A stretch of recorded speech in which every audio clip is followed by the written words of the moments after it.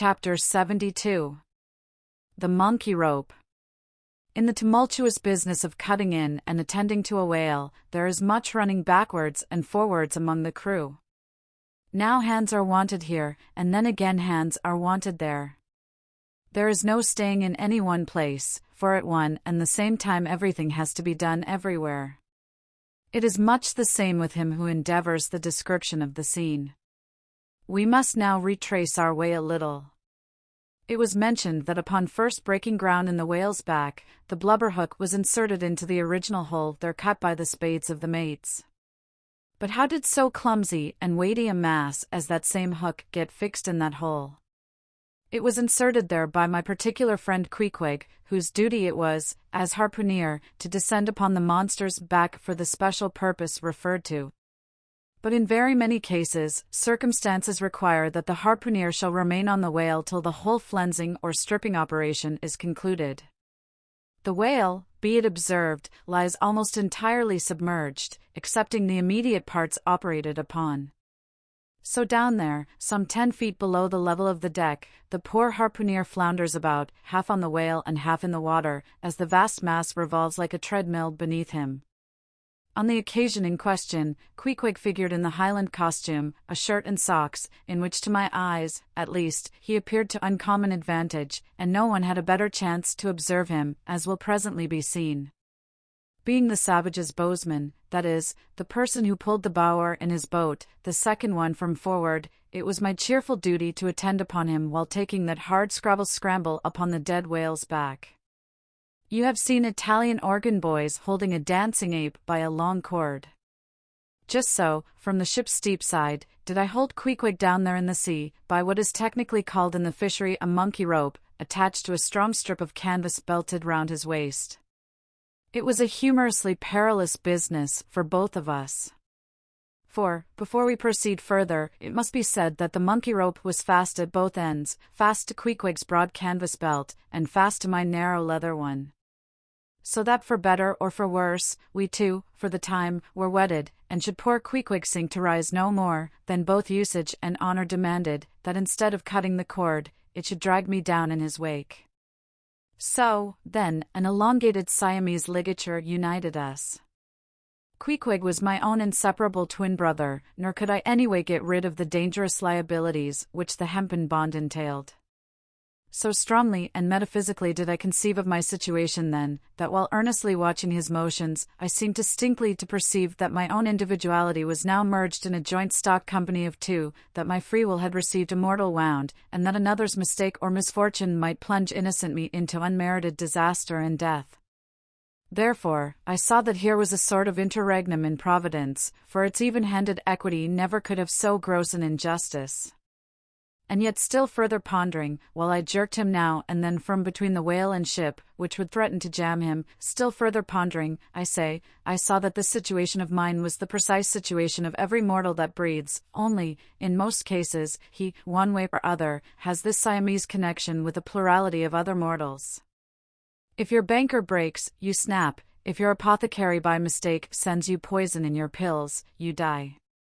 True, you may say that, by exceeding caution, you may possibly escape these and the multitudinous other evil chances of life.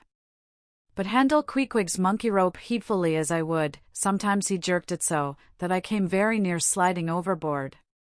Nor could I possibly forget that, do what I would, I only had the management of one end of it. **** The monkey rope is found in all whalers, but it was only in the Pequod that the monkey and his holder were ever tied together. This improvement upon the original usage was introduced by no less a man than Stubb, in order to afford the imperiled harpooner the strongest possible guarantee for the faithfulness and vigilance of his monkey rope holder. I have hinted that I would often jerk poor Queequeg from between the whale and the ship, where he would occasionally fall, from the incessant rolling and swaying of both. But this was not the only jamming jeopardy he was exposed to. Unappalled by the massacre made upon them during the night, the sharks now freshly and more keenly allured by the before-pent blood which began to flow from the carcass, the rabid creatures swarmed round it like bees in a beehive. And right in among those sharks was Queequeg, who often pushed them aside with his floundering feet.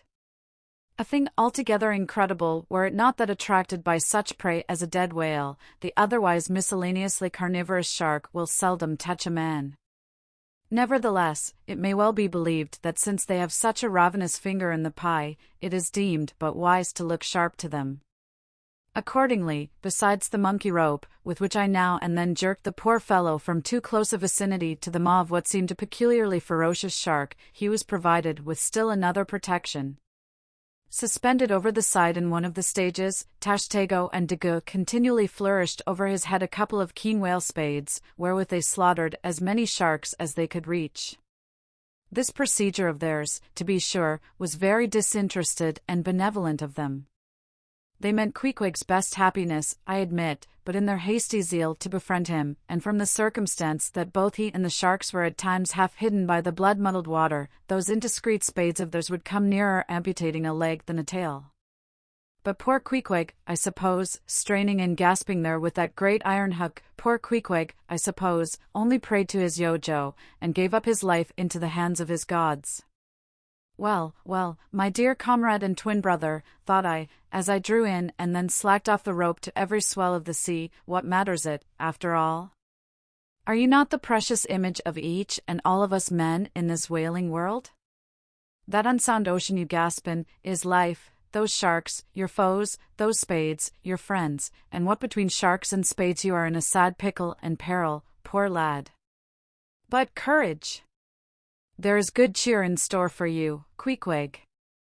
For now, as with blue lips and bloodshot eyes the exhausted savage at last climbs up the chains and stands all dripping and involuntarily trembling over the side, the steward advances, and with a benevolent, consolatory glance hands him, what? Some hot cognac? No! Hands him, ye gods! Hands him a cup of tepid ginger and water. Ginger? Do I smell ginger? Suspiciously asked Stubb, coming near.